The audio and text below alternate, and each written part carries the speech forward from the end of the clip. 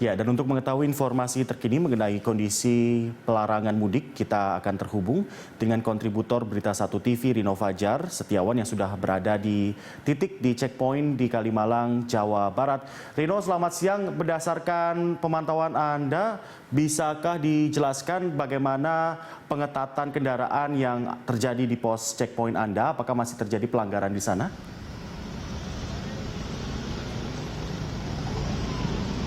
Baik Adit dan juga pemirsa, sebelumnya saya menyampaikan dulu informasi terkait dengan situasi kondisi di jalur Kalimalang, perbatasan antara Bekasi dengan DKI Jakarta, tepatnya di Sumber Arta Jatibening, Kota Bekasi, di mana kondisi arus lalu lintas sendiri dari dua arah, dari antara Jakarta menuju ke Bekasi maupun sebaliknya terpantau ramai lancar, dan memang petugas gabungan dari pihak kepolisian, TNI, kemudian Dinas Perhubungan dan Satpol PP melakukan penjagaan di titik di mana kami melaporkan saat ini di Jalan Kalimalang, Sumber Arta, Jatibening, Kota Bekasi, Jawa Barat.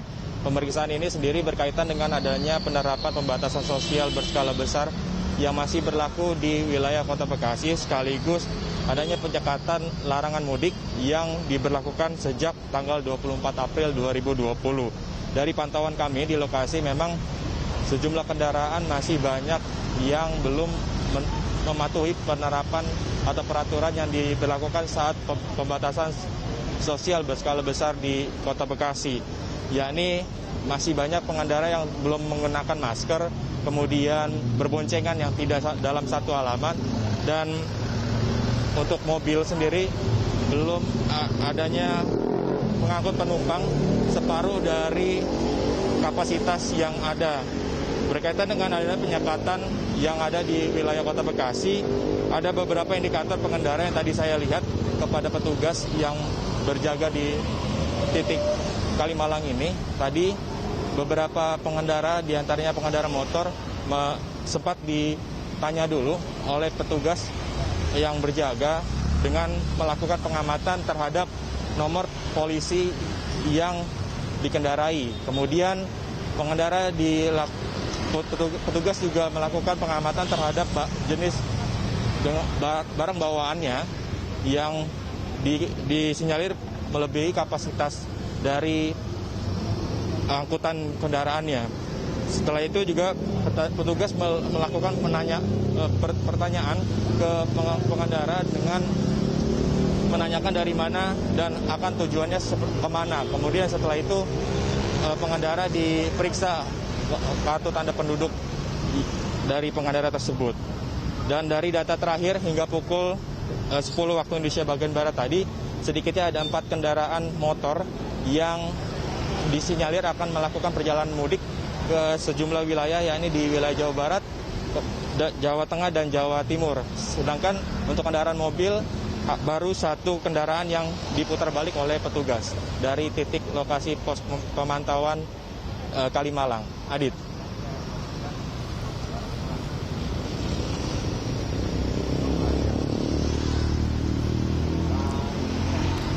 Baik Rino, ini kan artinya ada 2 pengecekan begitu di pos pengetatan, artinya ada PSBB yang dilakukan di Jakarta dan juga Bekasi, dan juga ada pengetatan larangan mudik begitu. Nah, ini bisa diberitahukan kembali kepada kami. Sebenarnya kalau misalkan warga melewat begitu yang tinggal di Bekasi, tapi tidak untuk mudik, ini apakah masih dapat melintas atau seperti apa gitu? Dan bagaimana pihak kepolisian ini mengatur untuk memutarbalikkan orang-orang yang ingin mudik sesuai dengan larangan mudik yang dikeluarkan pemerintah, Rino?